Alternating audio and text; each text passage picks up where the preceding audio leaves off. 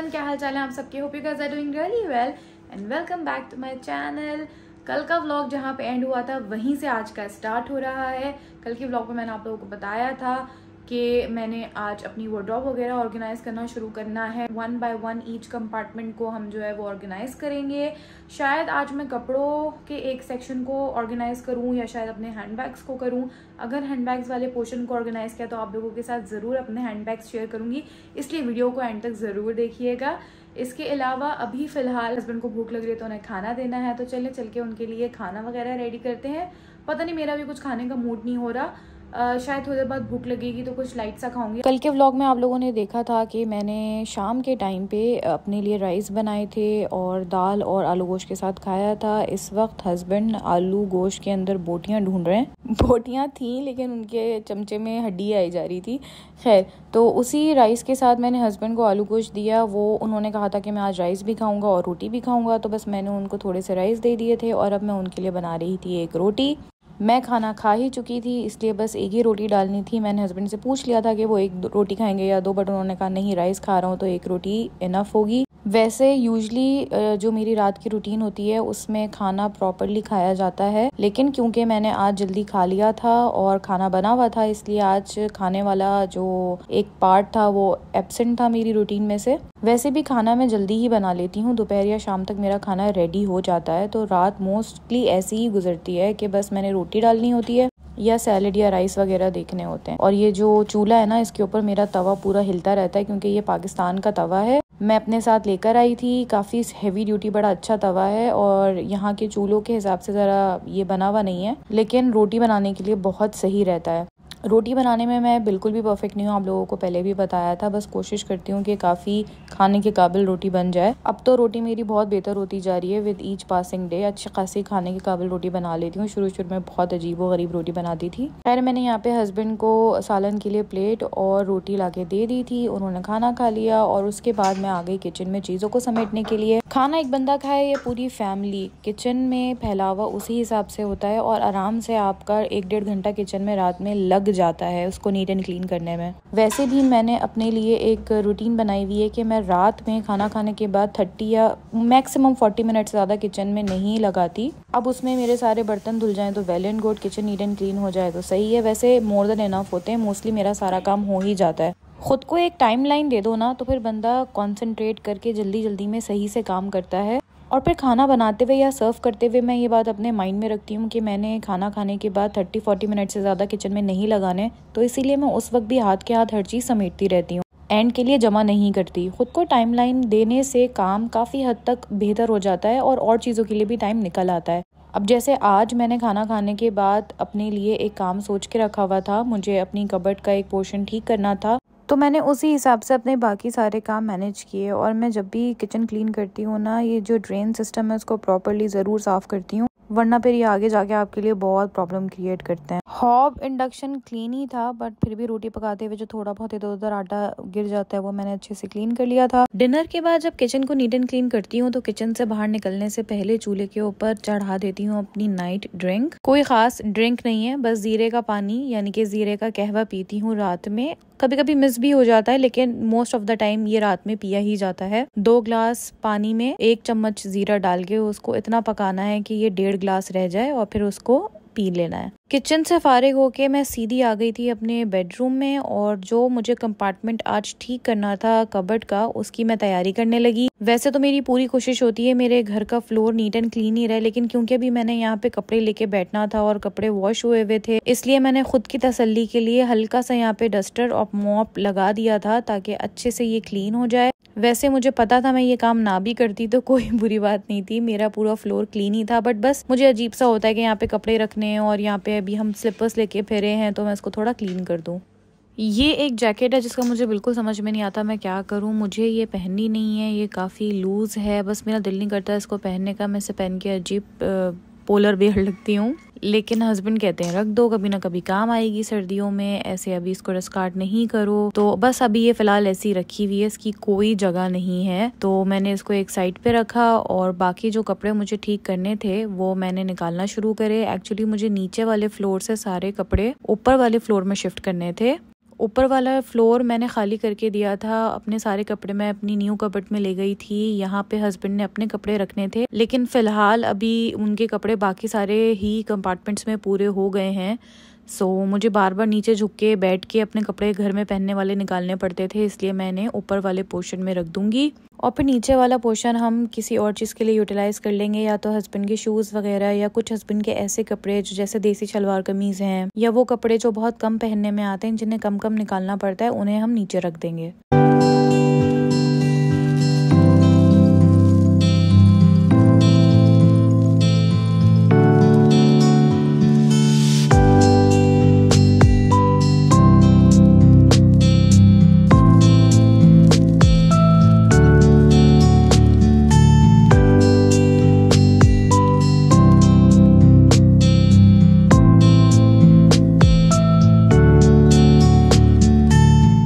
Okay, सो एक काम तो मेरा हो गया। जैसे मैंने आप लोगों को पहले भी बताया था कि ये वाली जो कबर्ड है ये पूरी हमने हस्बैंड की कर दी है। इसमें बस सिर्फ इस सेक्शन के अंदर मेरे सॉक्स होते हैं एंड बाकी जो ये वाला सेक्शन है बेसिकली ये नीचे वाला मेरा था और हमने ऊपर वाला छोड़ दिया था कि हस्बैंड की ही कुछ चीज़ें रख देंगे, लेकिन फ़िलहाल हस्बैंड की अभी चीज़ें हमने यहाँ पे नहीं रखी हुई थी और मुझे बार बार झुकने में प्रॉब्लम होता था, तो फिर हमने मेरे वाले कपड़े आज ऊपर कर दिए हैं और नीचे वाला खाना छोड़ दिया है। अब इसमें रैंडम देखेंगे कुछ शूज़ वगैरह या कुछ रख देंगे। ये वाली भी जो मेरी कबर्ड की साइड है, इधर सारे हस्बैंड के कपड़े ही हैंग हुए हुए हैं, नीचे शूज़ भी सारे हस्बैंड के ही हैं। ये शूज़ बहुत कोशिश करती हूँ कि मैं इनको तमीज़ से रखूं, लेकिन रोज़ सुबह ऑफिस जाते हुए वो एक जूता निकलता है और सारे आगे पीछे कर दिए जाते हैं। इसके लिए मुझे एक ऑर्गेनाइज़र लेना है। एक ऑर्गेनाइज़र मिलता है जो आप बीच में रख लें और उस पर शूज़ को रख दें, तो वो मैंने लेना है ताकि सॉर्टेड हो जाए, मेरे लिए भी आसानी हो जाए और हस्बैंड के लिए भी हो जाए। और फिलहाल मैं भी इसको बिल्कुल ठीक नहीं करूँगी क्योंकि मैंने 2 दिन पहले ये ठीक किया था और इसका ये हाल हो गया है। सो आई एम पिस्ड ऑफ। खैर, ये है हस्बैंड का और ऊपर वाला पोर्शन जो है उसमें हमने बेडशीट्स रखी हुई हैं अपनी सारी, क्विल्ट सेट्स एंड बेडशीट्स यहाँ इसलिए रखी हैं क्योंकि काफ़ी हैवी होती हैं, तो हमें किसी स्ट्रॉन्ग कबर्ड में ही रखना था। जो दूसरी वाली कबर्ड है वो थोड़ी लाइट वेट है। सो ये हस्बैंड का हैंगिंग सेक्शन हो गया। यहाँ पे ऊपर सारे हस्बैंड के विंटर वेयर है जो वो पहनते हैं, लेकिन वो विंटर वेयर जो वो ऑफिस नहीं पहन के जाते हैं। नीचे जो है वो उनका वो विंटर वेयर और जीन्स वगैरह है जो वो ऑफिस पहन के जाते हैं।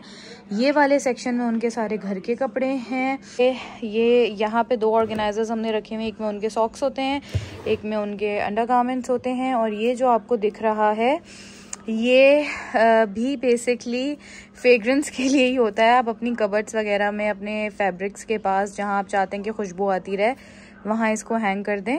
मैंने कहा ना कि हम दोनों मियाँ बीवी इस मामले में थोड़े से क्रैक केस हैं। हम दोनों को ही जो है वो अच्छी फ्रेग्रेंस हर जगह से आती रहे, इसका क्रेज़ रहता है।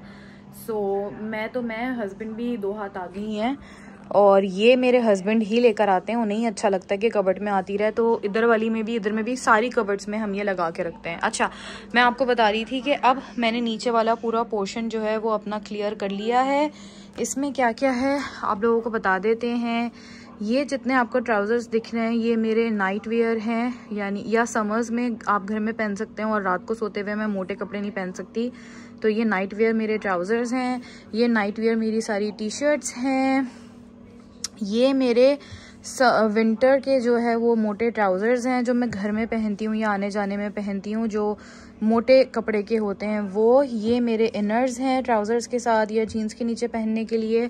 ये मेरे जिम क्लोथ्स और ये भी मेरे इनर्स हैं जो टी शर्ट वाले इनर्स होते हैं। ये मेरा नमाज का दुपट्टा है जिसमें मैंने उम्रा किया था। मैं इसको हर फ्राइडे निकालती हूँ और फ्राइडे को इसमें नमाज पढ़ती हूँ, पता नहीं क्यों। ये मुझे फौरी चाहिए होता है तो मैं इसको ऊपर से ही उठा लेती हूँ। और एक ये मेरा वाइट अपर है जो बस बेचारा, ये मेरा नहीं है, ये मेरे हस्बैंड का बहुत पुराना है। जब वो स्टूडेंट लाइफ में थे तब का है, तो वो अब इसको पहनते नहीं हैं तो मैंने ले लिया है। अच्छा खासा है, धो चमक जाता है एकदम। सो मैं इसे घर में पहन लेती हूँ। आप लोगों ने मुझे पहने देखा हुआ भी होगा, जब हल्की फुल्की ठंड लगे तो मैं ऊपर से इसको एज अ अपर ले लेती हूँ। फिर बेसिकली ये मेरा नाइट वेयर वाला और घर में पहनने वाले पजामे वगैरह ये वो मेरा सेक्शन है, ये हो गया। और यहाँ पे इस जैकेट का कुछ समझ में नहीं आ रहा क्या करना है यार, ये पता नहीं इसका क्या होगा। मैंने तो पहननी नहीं है, हस्बैंड पता नहीं क्यों पीछे पड़े हुए कि रखो रखो कभी काम आएगी। खैर ये यहाँ पे रखी हुई है, शायद मोस्ट प्रोबेबली मैं इसको जब बेड उठाऊंगी ना ऊपर, बेड के नीचे जो स्टोरेज है उसमें रख दूंगी। बस ये है। फिलहाल मैंने ये 2 टी-शर्ट्स निकाली हैं जो बिल्कुल ही मेरे घर में पहनने वाली थी और अब ये बिल्कुल फट गई हैं। आरामदेह तो ये बहुत हैं, इन्हें पहन के सुकून मुझे बहुत मिलता है, लेकिन बस अब ये फट गई हैं, बहुत पुरानी है, तो बस अब मैं इनको निकाल दूंगी। और ये मेरे देसी लॉन के कपड़े हैं। अभी समर्स में, लास्ट समर्स में अम्मी ने मुझे पाकिस्तान से भिजवाए थे, उसका भी व्लॉग मैंने शेयर किया हुआ है। पाकिस्तान से क्या क्या आया आप लोग जाके देख सकते हैं।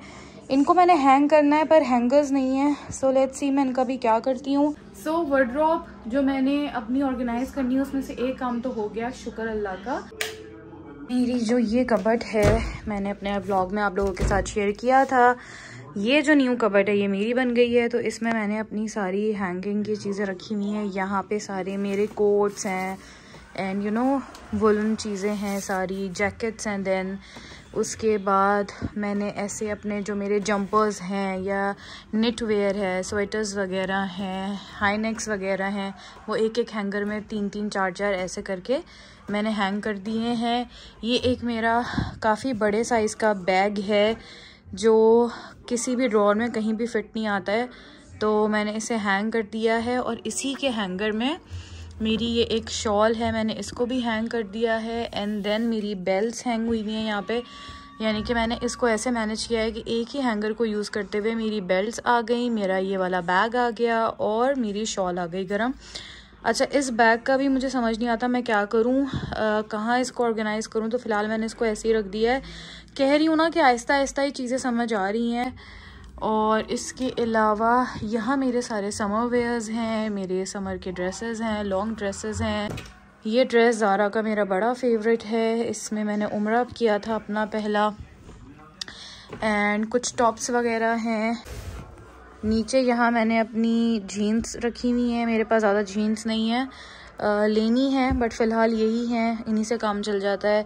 ये सारे मेरे जंपर्स हैं जो बेसिकली मैंने हैंग करने हैं। इनको मैंने यहाँ रखा हुआ इसीलिए ताकि मुझे याद रहे कि मैंने हैंग करने हैं। हैंगर्स अब ख़त्म हो गए, हैंगर्स आएंगे तो ये सारे हैंग होंगे। ये मैं घर में भी पहनती हूँ, बाहर भी पहन के चली जाती हूँ। सो ये बेसिकली मेरे सारे जंपर्स हैं। इसी तरीके से जैसे मैंने ये हैंग करने हैं, मैंने ये अपने समर्स के जो पाकिस्तानी अपने ड्रेसेस हैं लॉन के, ये भी मैंने हैंग करने हैं, पर मैं हैंगर्स लेकर आने मुझे अब एक्चुअली। चलें, फ़िलहाल इनको मैंने यहाँ पे ऐसे अपनी जीन्स के नीचे रख दिया है ताकि ये मुझे याद भी रहे, हैंगर्स आएँ तो मैं इनको हैंग करूँ। अब ये जो नीचे वाली ड्रॉर है इसमें मैंने अपनी समर्स की टी-शर्ट्स और टॉप्स वगैरह रखे हुए, वो भी मैंने सब प्रॉपर्ली ऑर्गेनाइज करने हैं। इस वाली ड्रॉर के अंदर पहले तो कुछ भी नहीं था, मगर अब इसमें चीज़ें आ गई हैं। हमारे मियाँ जी ने इसके अंदर हमारी जिम की सारी चीज़ें रख दी हैं। एक्सरसाइज मैट, ये एक कमर की एक्सरसाइज करने के लिए होता है, ये रोलर है एब्स की एक्सरसाइज के लिए, ये सब इन्होंने यहाँ पे रख दिया है। और मुझे अब इसको हटा के चेस्टर ड्रॉर में रखना है और यहाँ पे अपने हैंड बैग्स रखने हैं। ये बॉडी शॉप से जो मैं चीज़ें लेकर आई हूँ स्टॉक में अभी वो रखी हुई हैं, आप लोगों के साथ शेयर कर चुकी हूँ। सऊदी अरब से लेकर आई थी, वो भी एक व्लॉग में है। यहाँ रख दूँ, इसके अंदर बड़ी मिक्स रैंडम सी चीज़ें पड़ी हुई हैं। और ये वाली ड्रॉर देख के ना मुझे हॉल उठता है। सब कुछ इसी में लाके डंप हो जाता है। इसमें हमारी मशीन्स भी हैं, इसमें हमारे परफ्यूम्स का स्टॉक भी रखा हुआ है, मेरी चूड़ियाँ भी रखी हुई हैं इसमें। अब कुछ नहीं तो ये टेनिस बॉल भी आ गया है, एक रैंडम खाली डब्बा रखा हुआ है, मेरे सारे हैंड बैग्स रखे हुए हैं। तो अब ये जो मेरे हैंड बैग्स हैं ना, इन सब को मैं बाहर निकालूंगी। और ये मेरे मेकअप बैग्स हैं, ये सारे मेरे बैग्स हैं जो कुछ शादी के हैं, कुछ ऐसे ही हैं कैजुअल वेयर। ये अब इन सारे बैग्स को मैं निकालूंगी और निकाल के उधर रख दूंगी, क्योंकि वो वाली ड्रॉर ना छोटी है, तो उस ड्रॉर के अंदर ये सारे बैग्स मेरे एडजस्ट हो जाएंगे और वहाँ की जो चीज़ें हैं वो मैं यहाँ शिफ्ट कर दूंगी। मगर अब 9:30 हो चुके हैं और हस्बैंड मुझे 2 दफ़ा आवाज़ दे चुके हैं, तो थोड़ा सा उनके साथ बैठते हैं, उनसे बात करते हैं, जो ज़ीरे की ड्रिंक रखी हुई है उसको पीते हैं।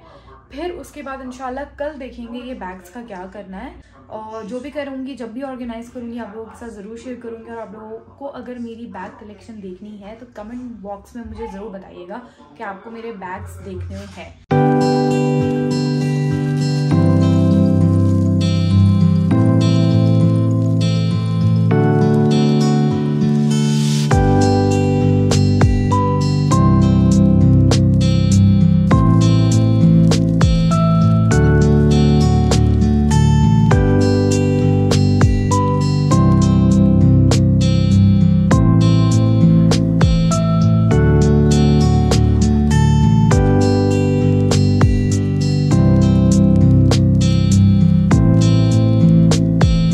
बस यही था मेरा आज का छोटा सा नाइट रूटीन व्लॉग। मैं अपनी नाइट्स को प्रोडक्टिव बनाने की कैसे कोशिश करती हूँ आप लोगों के साथ शेयर किया है। अगर पसंद आया तो प्लीज़ लाइक ज़रूर करिएगा, मुझे कमेंट बॉक्स में ज़रूर बताइएगा आपको मेरी वीडियोस कैसी लग रही हैं। अपना बहुत ज़्यादा ख्याल रखें, अपने आसपास वालों का ख्याल रखें, मुझे अपनी दुआओं में याद रखें। चैनल को सब्सक्राइब कर दें अगर अब तक नहीं किया, और वो लोग जो मुझे बहुत प्यारे प्यारे कमेंट्स करते हैं, मुझे मेरी वीडियोस को लाइक करते हैं, मुझे इतना मोटिवेट करते हैं, thank you so much. Your motivation means a lot to me. Video देखने का बहुत बहुत शुक्रिया। इंशाल्लाह कल मिलेंगे। अल्लाह हाफिज़।